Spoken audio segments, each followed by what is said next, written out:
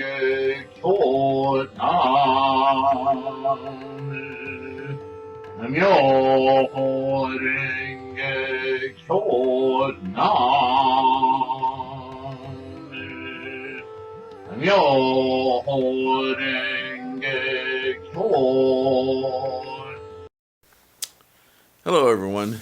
Namu Myoho Renge Kyo.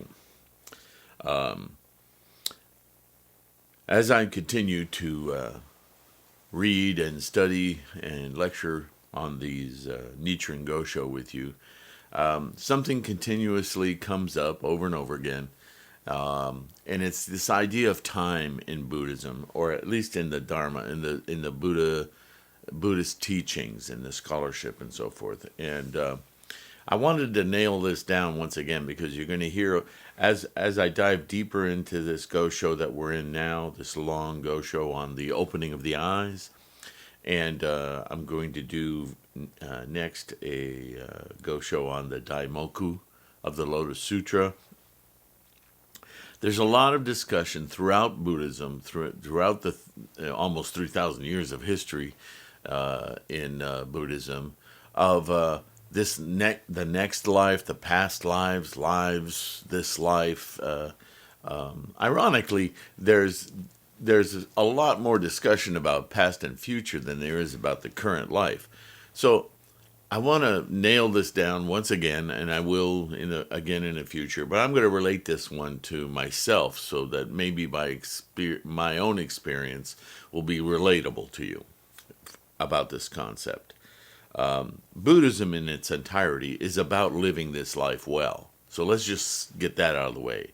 Everything about Buddhist teaching is about this current life that you're living, that I'm living, and all of those around us, including the trees, the grass, the animals, but let's not get, I shouldn't let myself get too diverted here. What I want to talk about is time. And I'm going to talk about my dad. So, when we read in, and I will read, Nichiren's quotes of passages from different sutras, there's this constant theme of, in the next life you will become Bodhisattva so-and-so, or the thus come one so-and-so, or either the dialogue is about a specific person being addressed as a future life, or the filial piety or other kind of piety, respect toward a person's past lives and how that might have been causal to who they are today. And there's also a dialogue about your parents, for instance, or siblings, and through your practice they can, and this is the filial thing, is that through your own enlightenment, you will change the future lives of your parents. And this can be very, very confusing, especially without a lot of study in Buddhism. As humans, we tend to see everything in a linear way, a very causal way, in that one thing happens and another thing happens as a result of those actions, and we separate them as separate things. Okay, so now that I've said that, I want you to understand, because you hear this repeated all the time, but it may not sink in this way, is that our attachment to thingness is the confusing contributor to misunderstanding what this idea, this relation of time is. So let me say this in a very kind of non-Buddhist way. When I was a young boy, I had certain impressions about what my father was. Like all young boys, whether I was conscious of it or not, my actions, my thoughts were about appeasing my father, pleasing my father, demonstrating my capacities and capabilities to my father.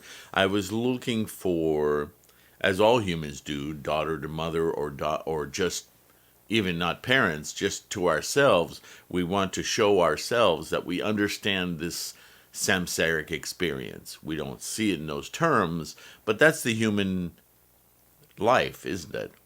Is that we're constantly trying to understand, to assimilate ourselves into this thing we call our environment, which includes putting dirt in our mouths or trying to communicate. That's a big one. How do I communicate my needs and wants, primarily, to others so that they can help me get those things satiated, right? How do I get food? How do I get shelter? How do I get protected? Those are very initial concerns of us as humans, right? And so from that comes our attachment, emotional attachments, dependencies on others, primarily mother, father, maybe sister, maybe brother, right? And we abstractly call that family. And so we have these labels like mother, father, sister, brother, right? That have an immediate, intimate, emotional, and sensation connection for our lives. But as humans, we externalize everything because everything's about the thingness of things and the linearity of things. So we call certain things father, certain things, and I'm going to focus on father as an example, but I want to track this through so you understand this concept of past, present, and future. Okay, again, as humans, we think of time as a linear thing. Scientifically, science is a language, remember. So in the language of science, we describe time linearly. Quantum kind of messes with that, and we'll see as I speak here that quantum and what Buddha or Buddhism in general teaches is very, very much the same area of thought. It's just completely different languages applied to it. With the caveat that Buddhism goes deeper than science allows itself, because we simply haven't found the scientific language to take apart quantum fields and dark energy, which is dark only because we don't have language to describe it, right? It'll come. Maybe. We'll see. Anyway, so my father, our fathers,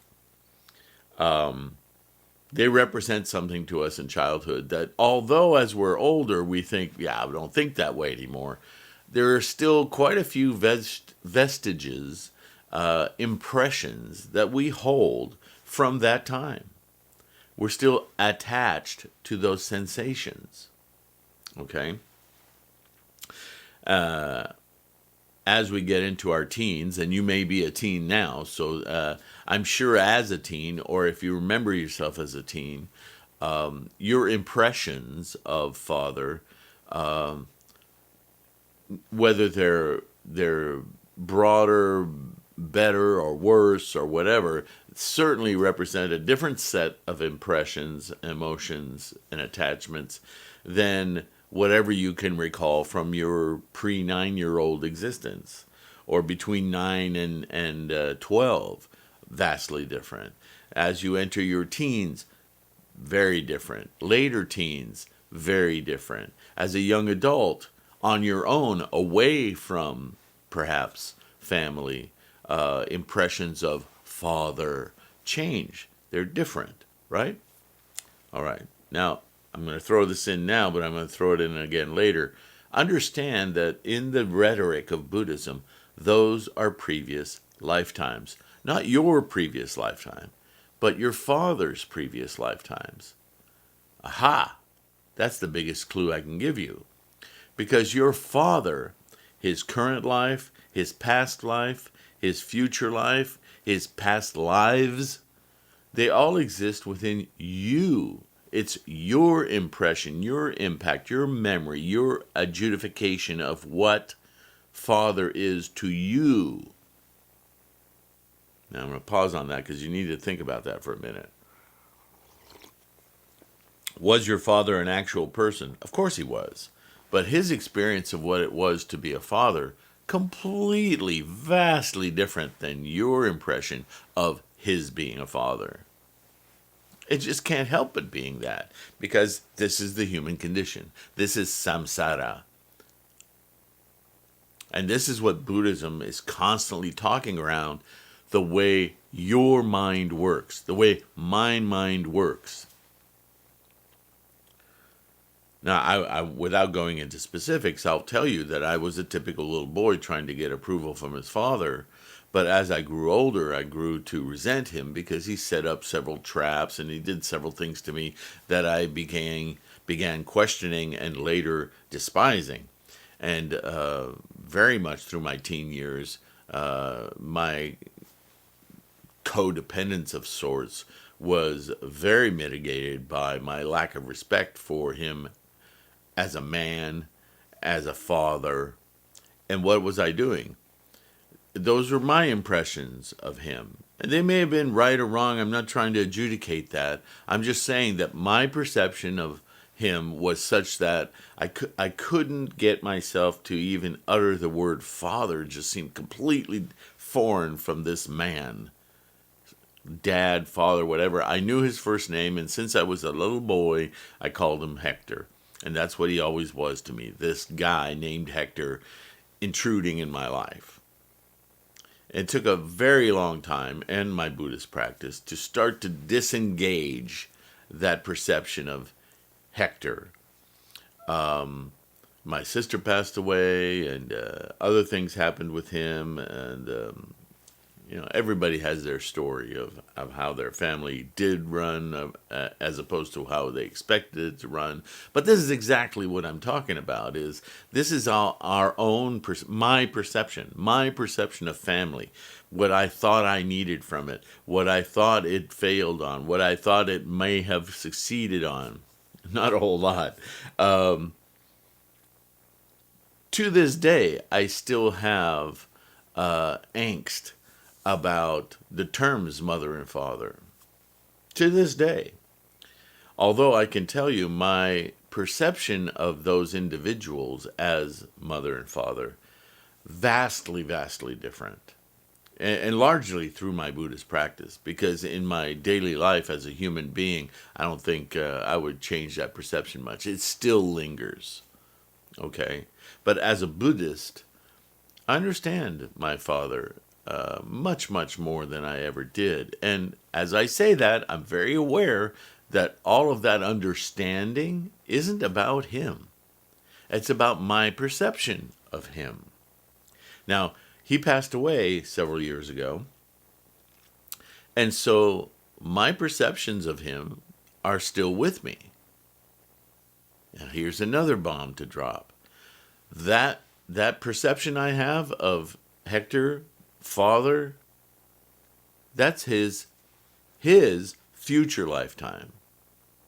He's no longer human. He's left. He's passed away. So his life is done, but his future life lives on, and we hear this in all kinds of rhetoric at funerals and whenever we talk about passing relatives, father, mother, whatever, but I'm using father right now as an example. We commonly talk about this as he lives on in your heart, right? But in a very, very real and mental experience, which is what Buddhism is about, he lives on. But for him, this living on in my mind is a future lifetime. Now, right away, you must be saying, well, yeah, but there's still a lot of people he knew that know he passed away, that he lives on in their minds. Future lifetimes.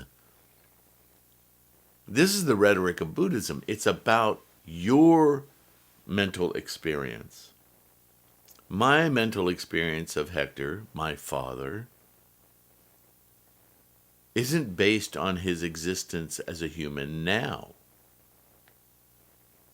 It's based on my experience of his humanity in my own mind now. For him, a future lifetime. When I think of him as passed away, I'm referring to him in a past lifetime. The lifetime where we coincided and he was the vessel or the impetus or the intimate relationship that I had in order to manifest myself as a human now.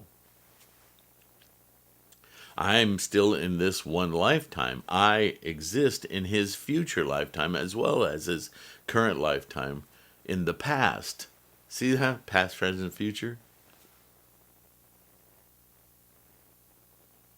So keep this in mind. You may have to.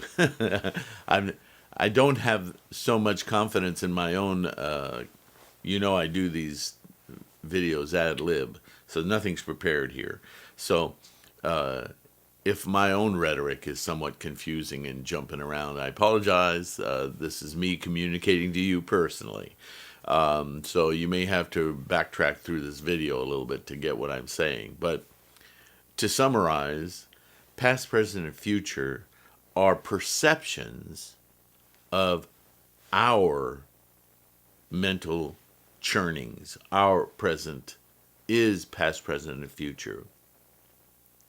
That's important to note because as I gain clarity through my study and practice of Buddhism, this idea that the Buddha nature, the Buddha mind, has always existed within everything that we experience as humans becomes more profound and more easily understood in those exact terms. And that is that in this life, my human mentality, my human perception has very much created an obfuscation, a veil of sorts in my attachments and my busyness around figuring out what this is that has hidden or gotten in the way of my understanding that everything is already enlightenment, that my very being is enlightenment. But I'm so attached to all these zillions of things that I've grown to recognize and qualify and have opinions upon and be emotionally disturbed by or have shaped my thinking about other things. I've been so busy doing that as a human being. This is the samsaric condition that, oh yeah, I forgot. Everything's amazing. Everything's amazing because the idea of right and wrong is based on this fallacy of time being linear and things affecting you and not affecting you are judgments. They're judgments, and we've been given this convenient rhetoric of right, wrong, bad, good. And all of that is just qualifications on whether something should reward, a very human desire, or punish, which in a way is a human desire, paradoxically. And so this is why when I talk about right, wrong, good, bad, what I try to funnel everything into is life affirming or life unaffirming. Is this thought, experience, word, attitude, intent meant to affirm the precious nature of this amazing, incredible life? Or does it somehow chip away at that? And again, I don't like the labels of right and wrong, but they're useful in this human experience, right? So that's right and wrong for me, and how I choose to describe it when I'm conscious enough to perceive it without just reacting, right? Because that's human samsara also. So I hope that helps with past, present, future, especially as relates to the Gosho, the Sutra, all of Buddhist teaching, because you're going to see it over and over and over again. It's very easy to get sucked into this idea that there's things like reincarnation and remembering past lives. And listen, if you're thinking of how you were as a teenager or as a young child, you are remembering past lives, because all of it is contained within this life. All of it. Again, a reinforcement of how Buddhism is about this life, not past lives or future lives in physical form, but only in perception, in mental form, It's about the here and now. Over and over and over again, you're going to hear that. Maybe with this discussion of past, present, future, it becomes more congealed that what this moment is this life, the way you're perceiving things right now, today, in this moment, and in the next moment. Because 5 minutes from now, you're still going to be doing it. But how will you perceive the way that you're doing it? Okay, this is a short one. Just wanted to get that out there as I continue with the Go Show, because it is easily confusing as we read through the rhetoric, right? So thank you for listening. Always appreciate you. Appreciate my Patreon supporters. Any of you who can get familiar with my Cocoscope channel at cocoscope.com/TLK, just like patreon.com/TLK. You're my survival. You keep this going. So I really, really appreciate you guys. Namo Myoho Renge Kyo. See you in the next one. Bye-bye.